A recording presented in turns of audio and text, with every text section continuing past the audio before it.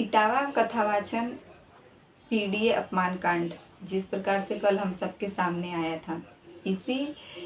कथावाचन और पीडीए अपमान कांड के मान सम्मान के लिए अखिलेश यादव ने सरकार को चुनौती भी दे डाली थी और उन्होंने कहा था कि अगर 3 दिन के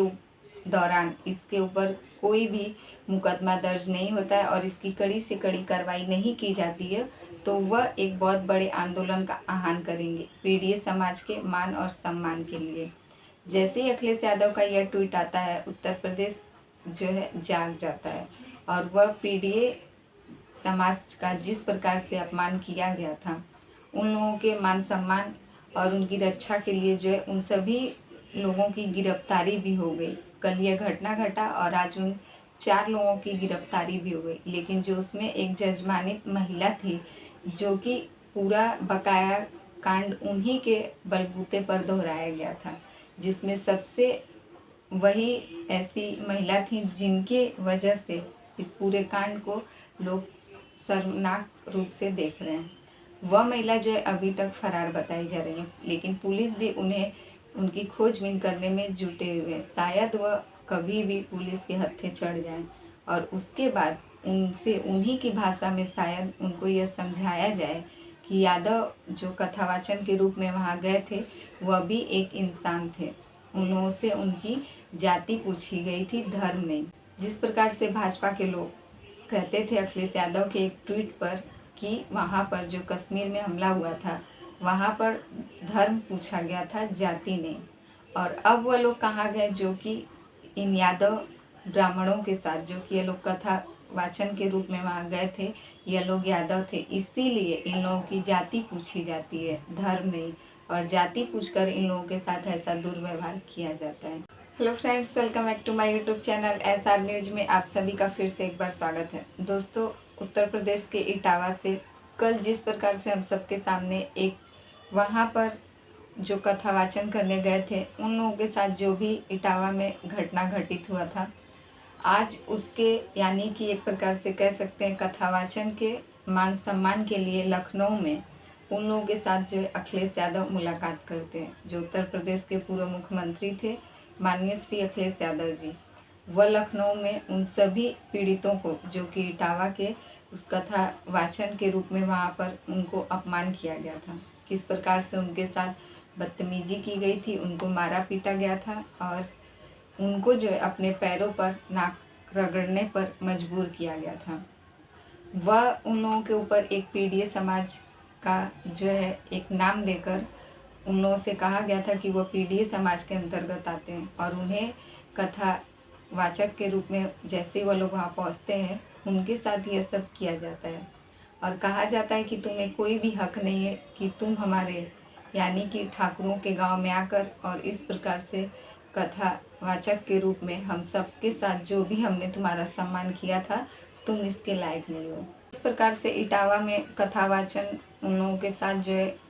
अपमान किया गया था। इसे इटावा कथावाचन पीडीए अपमान कांड को पीड़ितों को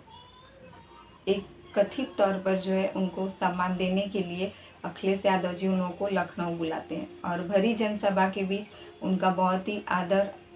और सत्कार के साथ जो है उनको सम्मान करते हैं। सम्मान के तौर पर वह सभी को एक शॉल उड़ाकर सम्मानित करते हैं और अपने तरफ से 21,000 रुपये की राशि देते हैं और उसके बाद उनका जो कि पार्टी रहता है उस पार्टी के तरफ से 51,000 रुपये की राशि दी जाती है और उसी में जितने भी वहाँ पर सभी लोग उपस्थित थे सब अपने तरफ से कोई 2100, कोई 3,000, 2,000 इस प्रकार की सभी लोग आर्थिक सहायता उन लोगों को, उन पीड़ितों को जो है अपनी तरफ से सहायता राशि प्रदान करते हैं। लेकिन इस पैसे से उन लोगों के ऊपर लगा हुआ उन लोगों के दामन पर वह दाग तो नहीं मिट सकता, लेकिन अखिलेश यादव यूँ ही उन्हें नहीं कोई अखिलेश भैया जिंदाबाद का नारा लगाता है। आखिरकार ये है इस दिल्ली के कि यह समझ सकते हैं कि उन लोगों के साथ जो भी घटना वहाँ पर हुआ था उसके बाद उन लोगों के ऊपर क्या बीत रही होगी और इसीलिए उन लोगों का मनोबल बढ़ाने के लिए, उन लोगों को अंदर से मजबूत करने के लिए और उन लोगों के मान सम्मान में इस कार्यक्रम में उन लोगों को उपस्थित करवाते हैं और सभी जनसभा के बीच उनको सम्मानित करते हैं और अपने तरफ से कुछ सहायता राशि प्रदान करते हैं, क्योंकि वहाँ पर इटावा में उन लोगों के साथ जो भी कांड हुआ था उसमें उन लोगों के पास से जितने भी पैसे थे उन सभी को उन लोगों ने ले लिया था। और उसी में से एक शख्स जिसके पास ढोलक रहता है बजाने के लिए, वह लोग उसे भी तोड़कर वहीं फेंक देते हैं। इसीलिए अखिलेश यादव की पार्टी की तरफ से उन सभी को एक नया ढोलक भी दिया जाता है। इस पूरे कार्यक्रम के बाद जैसे ही यह कार्यक्रम भली भांति संपन्न हो जाता है, उसके बाद अखिलेश यादव जो अपने ट्विटर हैंडल पर एक ट्वीट करते हैं और लिखते हैं कि आज लखनऊ में इटावा कथावाचन पीडीए अपमान कांड के पीड़ितों का सम्मान किया गया और उनकी आर्थिक हानि के लिए सहायता राशि दी गई। वह जिस दृष्टिहीन कलाकार की ढोलक छीनी गई उसे नई ढोलक भी दी गई। भागवत कथा तो सबके लिए है, जब सब सुन सकते हैं तो सब बोल क्यों नहीं सकते। भागवत तो भगवान श्री कृष्ण से जुड़ी है। अगर सच्चे कृष्ण भक्तों को ही भागवत कथा करने से रोका जाए तो कोई अपमान क्यों सहेगा। कुछ लोग कथावाचक में अपना एकाधिकार बनाए रखना चाहते हैं। कथावाचन को जिन्होंने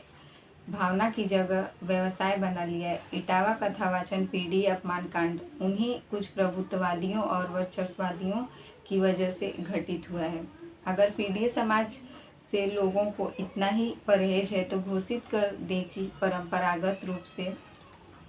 कथा करने वाले वर्चस्ववादियों और पीडीए समाज द्वारा दिया गया चढ़ावा, चंदा, दान, दक्षिणा कभी स्वीकार नहीं करेंगे। प्रभुत्ववादियों और वर्चस्ववादियों समय समय पर कभी घर को गंगा जल से तो कभी मंदिर को धुलाकर पीडीए समाज का मानसिक उत्पीड़न व अपमान करते हैं और अब उनका सिर भी मुड़वा रहे हैं। भाजपा राज में पीडीए समाज को है दृष्टि से देखा जाता। सच तो यह है कि जैसे जैसे पीडीए समाज में चेतना और जागरूकता बढ़ती जा रही है, वैसे वैसे पीडीए समाज पर मनोवैज्ञानिक दबाव डालने के लिए वर्चस्ववादियों के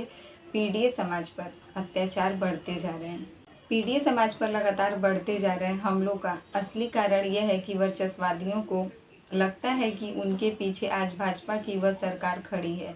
जो सदियों से शक्तिशाली रहे लोगों की सरकार है और वह उन्हें बचा लेगी। लेकिन अब पीडीए समाज की एकता और एकजुटता इसका जवाब जो है डट कर देगी। अगर भाजपा को लगता है कि भागवत या कोई कथा कहने पर एक वर्ग विशेष का ही अधिकार है तो वह फिर से इसके लिए भी कानून बनाकर दिखाए। जिस दिन पीडीए समाज ने अपनी नई कथा अलग से कहनी शुरू कर दी, उस दिन इन परंपरागत शक्तियों का समाज ढह जाएगा। भाजपा जाए तो चैन है। यही सब जो है अखिलेश यादव अपने ट्विटर हैंडल पर पोस्ट करते हैं और वह उन इटावा के पीड़ितों के सम्मान के रूप में यह सब जो है बात लिखते हैं और साफ तौर पर वहाँ की मौजूदा सरकार पर निशाना साधते हैं। अगर उनको लगता है उनकी सत्ता में यह सब घटनाएं आए दिन घट रही हैं और पीडीए समाज को इस प्रकार से अपमानित किया जा रहा है तो शायद उन्हें वहाँ यह कानून बना देनी चाहिए कि कथावाचक जो है वह सिर्फ ब्राह्मण समाज के लोग ही कर सकते हैं। तो इस पूरी प्रक्रिया से आपकी क्या राय है? इटावा में जिस प्रकार से पीडीए समाज कांड हुआ था, आखिरकार उसमें क्या सही था और क्या गलत था? आपकी इन सब से जो भी राय है कमेंट करके ज़रूर बताइएगा और हमारे चैनल पे नए हैं तो प्लीज़ हमारे चैनल को सब्सक्राइब कर दें और वीडियो पसंद आए तो लाइक कमेंट जरूर कीजिए।